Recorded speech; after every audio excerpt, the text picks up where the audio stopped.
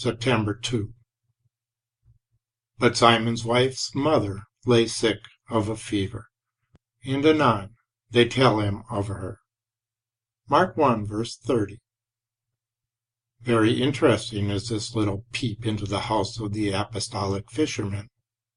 We see at once that household joys and cares are no hindrance to the full exercise of ministry.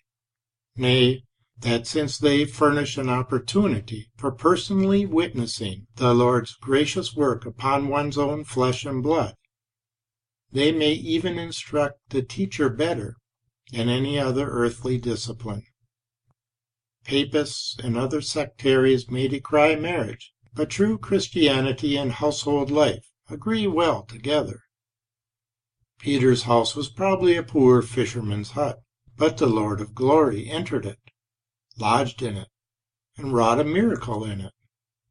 Should our little book be read this morning in some very humble cottage, let this fact encourage the inmates to seek the company of King Jesus. God is oftener in little huts than in rich palaces.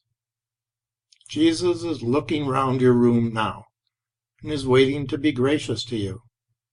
In Simon's house sickness had entered. Fever in a deadly form had prostrated his mother-in-law, and as soon as Jesus came they told him of the sad affliction, and he hastened to the patient's bed. Have you any sickness in the house this morning? You will find Jesus by far the best physician. Go to him at once and tell him all about the matter. Immediately lay the case before him. It concerns one of his people, and therefore will not be trivial to him. Observe that at once the Savior restored the sick woman. None can heal as he does.